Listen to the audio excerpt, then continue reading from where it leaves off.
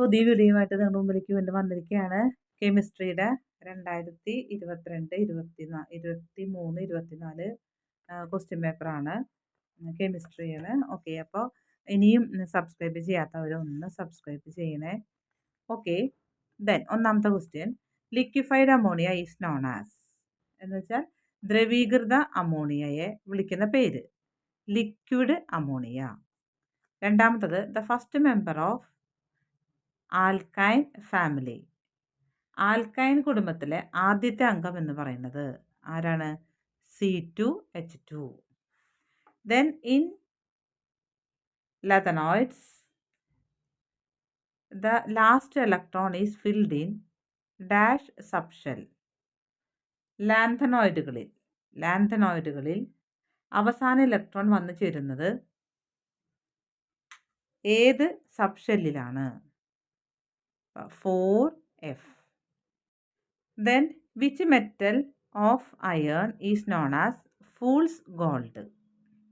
വിഡ്ഢികളുടെ സ്വർണം എന്നറിയപ്പെടുന്നത് ഏത് ലോഹമാണ്? ഏത് അയിരാണ്? ഏത് അയിരിനെയാണ് വിഡ്ഢികളുടെ സ്വർണമെന്ന് അറിയപ്പെടുന്നത്? അപ്പോൾ ഏത് ധാതുവാണ്? Iron pyrites. ദെൻ അഞ്ചാമത്തെ ക്വസ്റ്റ്യൻ എന്ന് പറയുന്നത്, which is the metal connected to the positive terminal of the battery during the electroplating of an iron bangle with gold. ഒരു ഇരുമ്പ് വളയിൽ സ്വർണം വൈദ്യുത ലേപനം ചെയ്യുമ്പോൾ ബാറ്ററിയുടെ പോസിറ്റീവ് ടെർമിനലുകളുമായി ബന്ധിപ്പിക്കുന്ന ലോഹം ഏതാണ്? സ്വർണം ആണ് ചെയ്യേണ്ടത്. അപ്പം സ്വർണം തന്നെയല്ലേ ചെയ്യേണ്ടത്? അപ്പം അതിൻ്റെ ഉത്തരം ഗോൾഡ് കേട്ടോ. ഗോൾഡ് സ്വർണ്ണമാണ്. ദെൻ അടുത്തത്, there are 2 electrons in the 3D subshell and element X. Symbol is not real. ഇത് റിയൽ അല്ലാന്ന്. അതായത് എക്സ് എന്ന മൂലകത്തിൻ്റെ 3D സബ്ഷെല്ലിൽ 2 ഇലക്ട്രോണുകളുണ്ട്. A question, write the complete electronic configuration of X. എക്സിൻ്റെ പൂർണ്ണ ഇലക്ട്രോൺ വിന്യാസം എഴുതുക. എക്സിൻ്റെ പൂർണ്ണ ഇലക്ട്രോൺ വിന്യാസമാണ് ഇത്. 1s2, 2s2, 2p6, 3s2, 3p6, 3d2, 4s2. Okay. Then B question പറയുന്നത്, find out the group of X. എക്സിൻ്റെ ഗ്രൂപ്പ് കണ്ടുപിടിക്കണം എന്നാണ് പറഞ്ഞത്. അപ്പോൾ എക്സിൻ്റെ ഗ്രൂപ്പ് 4th ഗ്രൂപ്പ് കണ്ടോ, 4th ഗ്രൂപ്പാണ്. തന്നെ ഇനി ഏഴാമത്തെ ക്വസ്റ്റ്യനിലേക്ക് പോവാണ്. Analyse the given structure. ഇതൊന്ന് ശ്രദ്ധിക്കുക. ഇതിൽ CH3, CH2, CH3, CH2, CH3. How many carbon atom there in the main chain of this compound?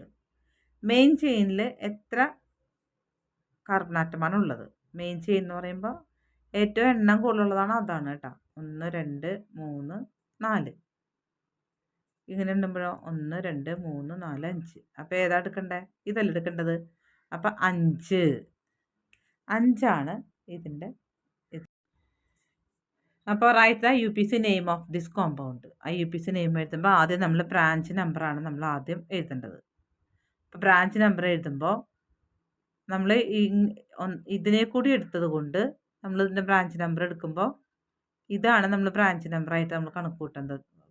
അതായത് 1, 2 ഇങ്ങനെ ഈ ഒരു 1, 2 ഈ ഒരു ഇതിലെടുക്കുമ്പോൾ നമ്മൾ 3 നമുക്ക് വരാം ബ്രാഞ്ച് നമ്പർ കേട്ടോ. അപ്പോൾ ബ്രാഞ്ച് നമ്പർ 3 ഹൈഫൺ പിന്നെ ഇതിനെ കൂടി നമ്മൾ മെയിൻ ഇതിലേക്ക് കൂട്ടിയത് കൊണ്ട് ഇപ്പോൾ നമ്മുടെ ബ്രാഞ്ച് ഇതായിട്ടാണ് നമ്മൾ കണക്ക് കൂട്ടണത്. അതുകൊണ്ട് എത്ര സി ഉണ്ട്? ഒരു സി ഉള്ളൂ, മീഥൈൽ. അപ്പം 3 ഹൈഫൺ മീഥൈൽ. എത്ര സികളുണ്ട് ടോട്ടൽ വരുന്നത്? 5 അല്ലേ? അപ്പം പെൻറ്റൈൻ കേട്ടല്ലോ. അപ്പം നമുക്ക് ഇവിടെ വരുന്നത് 3 മീഥൈൽ പെൻറ്റെയ്ൻ. ഇതാണ് ഉത്തരം. ദെൻ അടുത്തത് ഇനി 8ാമത്തെ ക്വസ്റ്റ്യനിലേക്കാണ് പോകുന്നത്. Which are the irons present in molten sodium chloride? അപ്പോൾ ഏതൊക്കെയാണ് വരിക? Na positive, Cl negative. Then അടുത്തത് ബി ക്വസ്റ്റ്യൻ പറയുന്നത് write the equation of reaction taking place in the cathode during electrolysis of molten sodium chloride. അപ്പോൾ അതിൽ നടക്കുന്ന ഉരുകിയ sodium ക്ലോറൈഡിൻ്റെ വൈദ്യുത വിശ്ലേഷണ വേളയിൽ ഇലക്ട്രോലൈസിസിൻ്റെ ആ ഒരു സമയത്ത് പിന്നെ കാഥോഡിൽ നടക്കുന്ന രാസപ്രവർത്തനത്തിൻ്റെ രാസപ്രവർത്തനത്തിൻ്റെ ഇക്വേഷൻ എഴുതാൻ, സമവാക്യം എഴുതാനാണ് പറഞ്ഞത്. അപ്പോൾ സമവാക്യം എന്ന് പറയുന്നത് ഇതാണ് കേട്ടല്ലോ. Na positive plus 1 electron gives Na. ഇതാണ് നമ്മുടെ ഇക്വേഷൻ. ദെൻ 9ാമത്തെ ചോദ്യത്തിലേക്ക് പോവാണ്. Zinc rod is immersed. A sink rod is immersed in CuSO4 solution and kept for some times. ഒരു സിങ്ക് റോഡ് CuSO4ൽ മുക്കി വെച്ചിരിക്കുകയാണ്. And kept for some time, കുറച്ച് സമയം മുക്കി വെച്ചിരിക്കുകയാണ്. A question, what change do you observe on the surface of zinc rod? Zinc റോഡിൽ എന്താണ് നമ്മൾ കാണാൻ? അതായത് നമുക്കറിയാം ഇവിടെ സിങ്കും സിയു ആണുള്ളത് അല്ലേ. അപ്പോൾ സിങ്കിനാണോ സിയുനാണോ പിന്നെ റിയാക്ടിവിറ്റി സീരീസിൽ മുൻഗണന വരുന്നത്? റിയാക്ടിവിറ്റി കൂടുതലുള്ളത് ആർക്കാണ്? സിങ്കിനാണ് റിയാക്ടിവിറ്റി കൂടുതലുള്ളതുകൊണ്ട്. അതുകൊണ്ട് എന്തുണ്ടാവും നമുക്കറിയാം, Cu is deposited on zinc surface. അതുകൊണ്ട് Cu സിങ്കിൻ്റെ ഉപരിതലത്തിൽ പുറത്ത് ചെന്ന് അടിഞ്ഞു കൂടിയിരിക്കുന്നുണ്ടാവും, ഡെപ്പോസിറ്റ് ചെയ്തിട്ടുണ്ടാവും കേട്ടോ. കാരണം സിങ്കാണ് കൂടുതൽ റിയാക്ടിവിറ്റി കോപ്പറിനേക്കാളും കൂടുതലുള്ളത്. ഓക്കെ. ദെൻ ബി ക്വസ്റ്റ്യൻ എന്ന് പറയുന്നത് why does the blue colour of CuSO4 solution fade? എന്തുകൊണ്ടാണ് CuSO4 സൊല്യൂഷന്, കോപ്പർ സൾഫേറ്റ് സൊല്യൂഷൻ്റെ നീല കളർ അതിന് നഷ്ടപ്പെടാനുള്ള കാരണം എന്താണെന്ന് വെച്ച് കഴിഞ്ഞാൽ zinc displaces Cu from CuSO4 solution. ഇനി 10ാമത്തെ ക്വസ്റ്റ്യനിലേക്ക് പോവാണ്. Suggest a method to prepare hydrogen chloride using sulphuric acid. അതായത് സൾഫ്യൂരിക് ആസിഡ് ഉപയോഗിച്ചിട്ട് ഹൈഡ്രജൻ ക്ലോറൈഡ് നിർമ്മിക്കുന്നതിന് ഒരു മാർഗം നിർദ്ദേശിക്കുക. Write the equation of this chemical equation reaction. ഈ രാസപ്രവർത്തനത്തിൻ്റെ ഇക്വേഷൻ എഴുതാനും പറഞ്ഞിട്ടുണ്ട്. അപ്പോൾ അതിൻ്റെ ഉത്തരമായിട്ട് വരുന്നത് when sulphuric acid reacts with potassium chloride. കണ്ടോ, when sulphuric acid reacts with potassium ക്ലോറൈഡുമായി സൾഫ്യൂരിക് ആസിഡ് പ്രവർത്തിക്കുമ്പോൾ ഗെറ്റ്സ് ലഭിക്കുന്നു hydrogen chloride and potassium sulphate. Hydrogen ക്ലോറൈഡും പൊട്ടാസ്യം സൾഫേറ്റും ലഭിക്കുന്നു. അതിൻ്റെ ഇക്വേഷൻ എന്ന് പറയുന്നത് ഇങ്ങനെയാണ്: H2SO4 plus KCl potassium chloride gives hydrogen ക്ലോറൈഡും പൊട്ടാസ്യം സൾഫേറ്റും ലഭിക്കുന്നു. ഓക്കെ. ദെൻ അപ്പോൾ ഇതാണ് 10ാമത്തെ ക്വസ്റ്റ്യൻ കേട്ടല്ലോ. ദെൻ നമുക്ക് 11ാമത്തെ ക്വസ്റ്റ്യനിലേക്ക് പോകാം. 11ാമത്തെ ക്വസ്റ്റ്യനിൽ എന്താ പറഞ്ഞിരിക്കുന്നത് നോക്കാം. Iron is manufactured using blast furnace. ഇരുമ്പ് നിർമ്മിക്കുന്നത് ബ്ലാസ്റ്റ് ഫർണസ് ഉപയോഗിച്ചാണ്. Which are the materials added to blast furnace during the industrial production of iron? അപ്പോൾ എന്തെല്ലാം പിന്നെ വസ്തുക്കളാണ്, പദാർത്ഥങ്ങളാണ് നമ്മൾ ബ്ലാസ്റ്റ് ഫർണസിലേക്ക് ഇട്ട് കൊടുക്കുന്നതെന്ന്. എന്തെല്ലാമാണ് നമ്മൾ ബ്ലാസ്റ്റ് ഫർണസിലേക്ക് ഇട്ട് കൊടുക്കുന്നത്? ഹെമറ്റൈറ്റ്, പിന്നെ CaCO3, കോക്ക്. ഇത് മൂന്നാണ് നമ്മൾ ഇട്ട് കൊടുക്കുന്നത്. Hematite, CaCO3, coke. ദെൻ നമ്മൾ ബി ക്വസ്റ്റ്യനിലേക്ക് പോവാണ്. ബി ക്വസ്റ്റ്യനിൽ പറയണത് which is the compound acting as reducing agent in blast furnace. Reducing ഏജൻ്റായിട്ട് ബ്ലാസ്റ്റ് ഫർണസിൽ ഉപയോഗിക്കുന്ന, അതായത് നമ്മുടെ നിരോക്സികാരിയായിട്ട് ഉപയോഗിക്കുന്നത് ആണ് CO, കാർബൺ മോണോക്സൈഡ്. കണ്ടോ? ഇനി സി ക്വസ്റ്റ്യൻ ചോദിക്കുന്നത് write the equation of slag formation. അവിടെ ഉണ്ടാവുന്ന സ്ലാഗ് ഫോർമേഷൻ്റെ ഈക്വേഷൻ എന്താണ്? സ്ലാഗ് ഫോർമേഷൻ്റെ ഈക്വേഷനാണിത്. CaO plus SiO2 gives CaSiO3 flux gangue slag. കേട്ടല്ലോ? അപ്പോൾ ഇതാണ് നമ്മുടെ അവിടെ ഒരു ഇക്വേഷൻ വരുന്നത് ഉണ്ടാവുന്നത്. CaO plus SiO2 gives CaSiO3 flux gangue slag.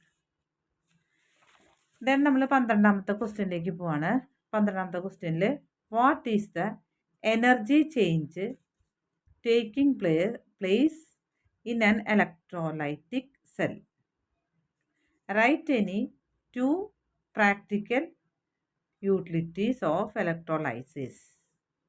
12ാമത്തെ question പറയുന്നത്,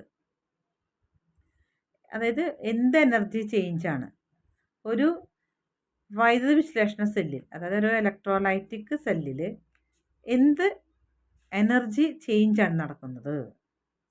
right any 2 practical utilities of electrolysis. ഈ വൈദ്യുത വിശ്ലേഷണം കൊണ്ട്, ഇലക്ട്രോലൈസിസ് കൊണ്ട് നമുക്ക് പ്രാക്ടിക്കലായിട്ട് എന്തെല്ലാം ഉപകാരങ്ങളുണ്ട്? ഇതാണ് നമ്മുടെ ചോദ്യം. അപ്പോൾ നമുക്ക് നടക്കുന്ന മാറ്റം എന്ന് പറയുന്നത് ഇലക്ട്രിക്കൽ എനർജി കെമിക്കൽ എനർജി ആയിട്ട് മാറുന്നു. ഇലക്ട്രിക്കൽ എനർജി കെമിക്കൽ എനർജി ആയിട്ട് മാറുന്നു. ഉപകാരം എന്ന് പറയുന്നത് പ്രൊഡക്ഷൻ ഓഫ് മെറ്റൽസ്, പിന്നെ റിഫൈനിങ് ഓഫ് മെറ്റൽസ്. ഏതെങ്കിലും പിന്നെ 2 എണ്ണമാണ് പറഞ്ഞിട്ടുള്ളത്. അപ്പം നമ്മൾ 2 എണ്ണം പറയുന്നത് പ്രൊഡക്ഷൻ ഓഫ് മെറ്റൽസിന് ഉപയോഗപ്പെടുന്നു, റിഫൈനിങ് ഓഫ് മെറ്റൽസ് ശുദ്ധീകരണത്തിന് ഉപയോഗിക്കുന്നു, നിർമ്മാണത്തിനും. അപ്പം നമ്മൾ പോകുന്നത് 13ാമത്തെ ക്വസ്റ്റ്യനിലേക്കാണ്. C2H2, C3H6, C4H8 etc. members of a hydrocarbon family. To which hydrocarbon family do these compounds belong? ഇത് ഏതിലാണ് നമുക്ക് അറിയാം, ഇരട്ടിയാണ് വരുന്നത് അല്ലേ. ഇത് C2 വരുമ്പോൾ H4, C3 വരുമ്പോൾ അപ്പം എല്ലാം നോക്കിയേ ഇരട്ടിയല്ലേ കുറഞ്ഞത്. അപ്പോൾ അത് ഏതായിരിക്കും? ആൽക്കീൻ. അതല്ല നമ്മൾ പഠിച്ചേക്കുന്നത്, ആൽക്കീനാണ് കേട്ടോ. സിക്ക് ഇരട്ടിയായിട്ട് H വരുന്നത് ആൽക്കീനിലാണ്. അപ്പോൾ അതുകൊണ്ട് അതിൻ്റെ ഉത്തരം ആൽക്കീൻ. ഇതാണ് ഉത്തരം, alkene. Then we write any 2 reasons for including these compounds as members of a homologous series. അതായത് ഈ സംയുക്തങ്ങളെ ഹോമോലോഗസ് സീരീസിലെ അംഗങ്ങളായി ഉൾപ്പെടുത്തിയതിന് 2 കാരണങ്ങളാണ് എഴുതാനായിട്ട് പറഞ്ഞത്. അപ്പോൾ 2 കാരണങ്ങളുണ്ട്. ഒന്നാമത്തെ കാരണം എന്ന് പറയുന്നത് മെമ്പേഴ്സ് ഹാവ് സെയിം പ്രോപ്പർട്ടീസ്. മെമ്പേഴ്സിന് സെയിം പ്രോപ്പർട്ടീസ് ആണുള്ളത്. രണ്ടാമത്തെ differs by a CH2 group. ഓരോന്നുമായിട്ട് ഡിഫറൻസ് എന്ന് പറയുന്നത് ഓരോ CH2 ഗ്രൂപ്പുകളായിട്ടാണ് ഡിഫറൻസ് വന്നിരിക്കുന്നത്. അപ്പോൾ ഈ 2 കാരണം കൊണ്ടാണ് ഇവയെ ഹോമോലോഗസിൽ പെടുത്താനുള്ള കാരണം. മെമ്പേഴ്സ് ഹാവ് സെയിം പ്രോപ്പർട്ടീസ്, ഒരേ ഗുണങ്ങൾ കാണിക്കുന്നു. പിന്നെ differs by a CH2 group. Okay, ഓരോ ഗ്രൂപ്പ് തമ്മിലും ഓരോ CH2 ആയിട്ടാണ് വ്യത്യാസം കാണിക്കുന്നത്. ഇതാണ് എൻ്റെ ഉത്തരം. ദെൻ നമ്മൾ 14ാമത്തെ ക്വസ്റ്റ്യനിലേക്ക് പോവാണ്. 14ാമത്തെ ക്വസ്റ്റ്യനിൽ ഇവിടെ തന്നിട്ടുണ്ട് C12H22O11 concentrated H2SO4 12C plus 11H2O. Which is A black substances formed. ഇവിടെ രൂപീകരിക്കപ്പെടുന്ന ബ്ലാക്ക് സബ്സ്റ്റൻസസ്, കറുത്ത പദാർത്ഥം എന്താണ്? കറുത്ത പദാർത്ഥം? കാർബൺ അല്ലേ? കാർബൺ ആണ് ഇവിടെ ഉണ്ടാകുന്ന ഈ കറുത്ത പദാർത്ഥം. അതേപോലെ തന്നെ which property of sulphuric acid is exhibited here? ഇവിടെ സൾഫ്യൂരിക് ആസിഡിന്റെ ഏത് സ്വഭാവമാണ് കാണിക്കുന്നത്? നിർജ്ജലീകരണം അഥവാ ഡീഹൈഡ്രേറ്റിംഗ് നേച്ചർ. മനസ്സിലായോ? Dehydrating nature. Dehydrating nature. അത് ജലത്തെ, വാട്ടറിനെ ഇല്ലാതാക്കുക, അതാണ് ഉദ്ദേശിക്കുന്നത്. Then C question. What is the common name of salts of sulphuric acid? Sulphuric ആസിഡിന്റെ common name of salts of sulphuric acid. Sulphuric ആസിഡിന്റെ സാൾട്ട്സ്, ലവണങ്ങൾ, സാധാരണയായി ഏത് പേരിലാണ് അറിയപ്പെടുന്നത്? സൾഫേറ്റ്സ് ഓർ ബൈസൾഫേറ്റ്സ് എന്നാണ് അറിയപ്പെടുന്നത്. കണ്ടോ? സൾഫേറ്റ്സ്, ലവണങ്ങൾ പറയുന്നത് സൾഫേറ്റ്സ് അല്ലെങ്കിൽ ബൈസൾഫേറ്റ്സ്. ഓക്കെ. ഇനി നമ്മൾ പോകുന്നത് 15ാമത്തെ ക്വസ്റ്റ്യനിലാണ്. What is the volume of 1 mole of any gas kept at STP? ഒരു STPയിൽ സൂക്ഷിച്ചിരിക്കുന്ന 1 mole ഏതൊരു വാതകത്തിൻ്റെ വ്യാപ്തം എത്രയാണ്? നമ്മൾ പഠിച്ചിട്ടുണ്ടല്ലോ, 22.4 litre. Then find the volume of 64 gram of oxygen gas kept at STP. അങ്ങനെയാണെങ്കിൽ STPയിൽ സൂക്ഷിച്ചിരിക്കുന്ന 64 ഗ്രാം ഓക്സിജൻ വാതകത്തിൻ്റെ വ്യാപ്തം കണ്ടുപിടിക്കുക. അപ്പോൾ നമുക്കറിയാം, നമ്പർ ഓഫ് മോൾസ് നമ്മൾ കണ്ടുപിടിക്കണം, എന്നാലേ നമുക്ക് വോളിയം കണ്ടുപിടിക്കാൻ പറ്റുള്ളൂ. അപ്പം മോൾസ് കണ്ടുപിടിക്കുക. 64 ബൈ ഓക്സിജൻ്റെ മോളിക്കുലാർ മാസ് കൊണ്ട് നമ്മൾ ഡിവൈഡ് ചെയ്യാണ്. 64/16 ഇസ് ഈക്വൽ ടു 4 മോൾ. അപ്പോൾ 4 മോളാണ്. മോളെണ്ണം ഇൻറ്റു STPയിലെ വ്യാപ്തം. 4 × 22.4 is equal to 89.6 litre. Okay. Then 16ാമത്തെ question. Aluminium is very useful in our daily life അല്ലേ? ഓക്കെ, അത് നമുക്കറിയാം. അലുമിനിയം ഏറ്റവും ആവശ്യപ്പെട്ട ഒരു വസ്തുവാണ് നമ്മുടെ ലൈഫിൽ. Which is the ore of aluminium? അലുമിനിയത്തിൻ്റെ ഓർ എന്താണ്? നമുക്ക് എല്ലാവർക്കും അറിയാം, ബോക്സൈറ്റ് അല്ലേ? ബോക്സൈറ്റ്. അപ്പോൾ നമ്മൾ 16ാമത്തെ ബി ക്വസ്റ്റ്യൻ പറയുമ്പോൾ which is the solution used to concentrate aluminium ore? 16ാമത്തെ, അതായത് അലുമിനിയം അയിരിനെ കോൺസെൻട്രേറ്റ് ചെയ്യാൻ, സാന്ദ്രീകരിക്കുന്നതിന് ഉപയോഗിക്കുന്ന സൊല്യൂഷൻ, ലായനി ഏതാണ്? Hot concentrated NaOH solution. Hot concentrated NaOH solution. കേട്ടോ? ദെൻ സി ക്വസ്റ്റ്യൻ പറയേണ്ടത് എന്താണെന്ന് വെച്ചാൽ, why is cryolite added to alumina during its electrolysis? എന്തിനാണ് ഇലക്ട്രോലൈസിസിൻ്റെ അവസരത്തിൽ ഈ വൈദ്യുത വിശ്ലേഷണ സമയത്ത് അലുമിനിയയിൽ ക്രയോലൈറ്റ് ചേർക്കുന്നത് എന്തിന്? എൻ്റെ ഉത്തരം എന്താണെന്ന് വെച്ചാൽ, to increase the electrical conductivity, വൈദ്യുത ചാലകത കൂട്ടാനും, and to reduce the melting point of alumina. Melting point, അലുമിനയുടെ മെൽറ്റിംഗ് പോയിന്റ്, അതൊന്ന് കുറയ്ക്കാനും വേണ്ടിയിട്ടാണ് ഇതിവിടെ ഉപയോഗിക്കുന്നത്.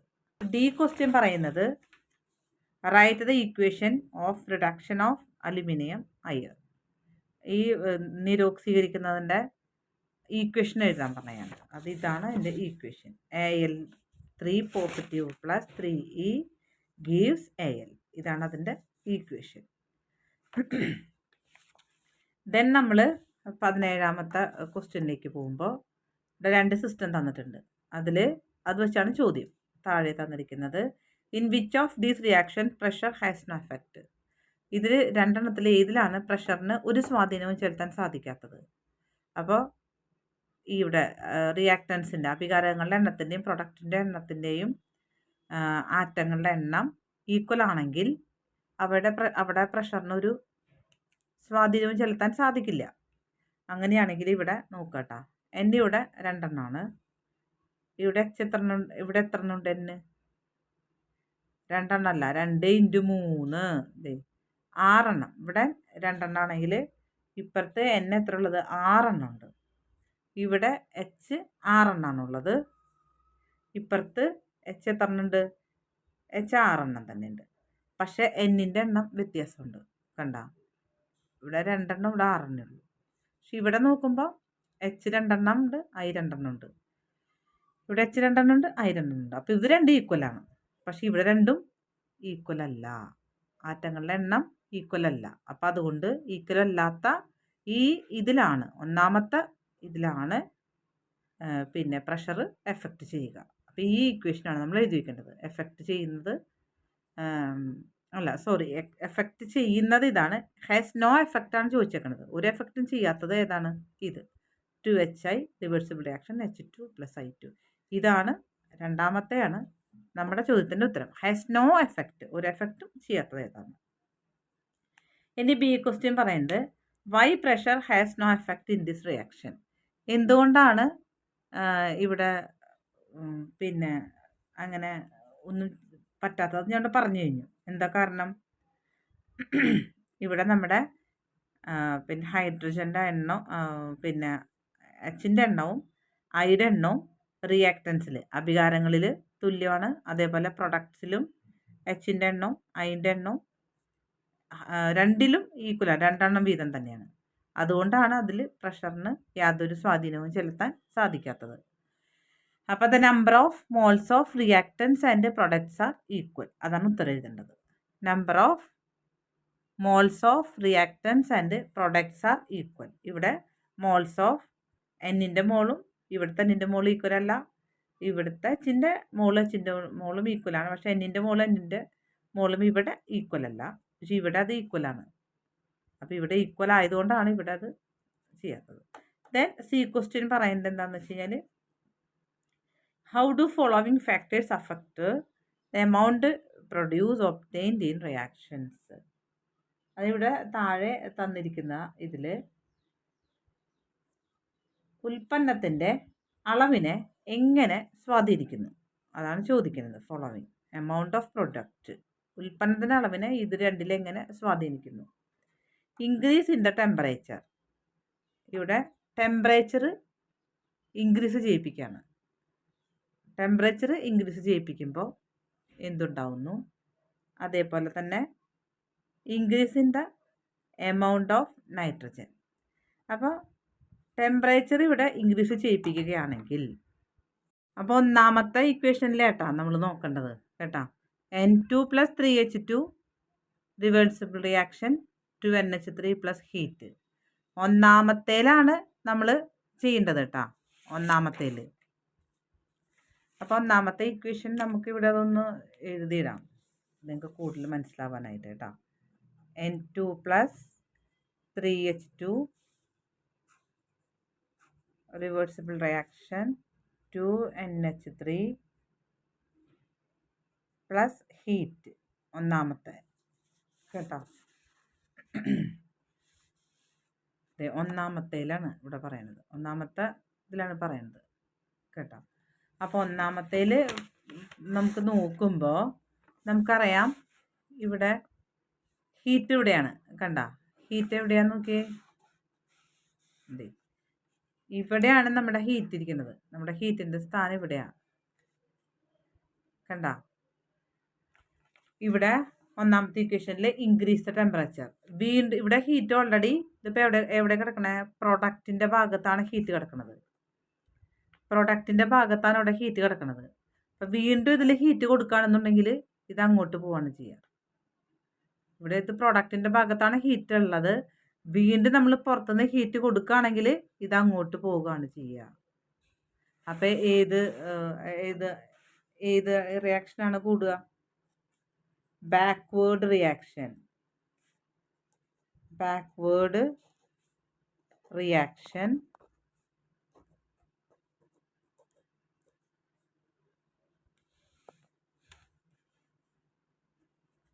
ഇൻക്രീസസ്. ബാക്ക്വേർഡ് റിയാക്ഷനാണ് ഇൻക്രീസസ് ആവുക കേട്ടോ. ബാക്ക്വേർഡ് റിയാക്ഷനാണ് ഇൻക്രീസസ് ആവുക ഹീറ്റ് കൊടുത്തു കഴിയുമ്പോൾ. ദെൻ അടുത്തത് പറയേണ്ടത് എന്താണെന്ന് വെച്ചാൽ increase in the amount of nitrogen. Nitrogen increases ചെയ്യുകയാണെങ്കിൽ നമുക്കറിയാം നൈട്രജൻ എവിടെ കിടക്കണേ? നൈട്രജൻ ഈ ഭാഗത്താണ് കിടക്കണേ, റിയാക്റ്റിൻ്റെ ഭാഗത്താണ് കിടക്കണേ. അപ്പോൾ റിയാക്റ്റിൻ്റെ ഭാഗത്ത് കിടക്കുന്ന നൈട്രജൻ വീണ്ടും കൂട്ടി കൊടുക്കുകയാണെങ്കിൽ അത് ഇങ്ങോട്ട് പോവാണ് ചെയ്യുക.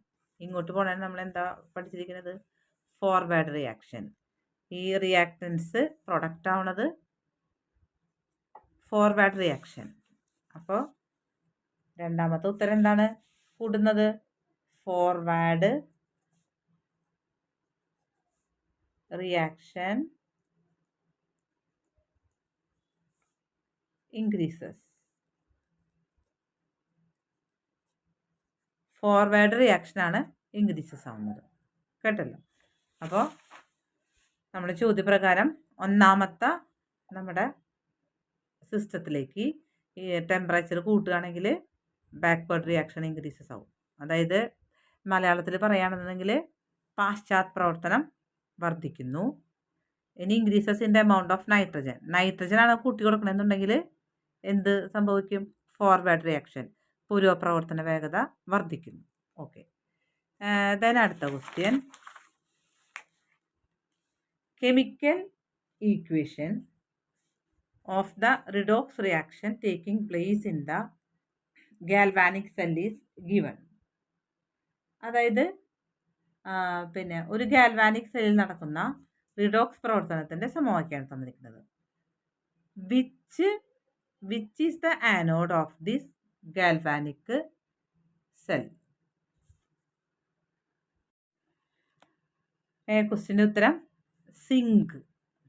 മനസ്സിലായോ? Which is the anode in this galvanic cell? അതിൻ്റെ ഉത്തരമാണ് zinc, Zn. Then write the equation of oxidation reaction taking place here. ഇവിടെ നടക്കുന്ന ഓക്സിഡേഷൻ റിയാക്ഷൻ എന്ന് പറയുന്നത് ഇതാണ്. Zn gives Zn 2 plus 2e negative. ഇതാണ് Zn gives Zn 2 plus 2 positive plus 2e negative. ഇതാണ് നടക്കുന്ന പ്രവർത്തനം.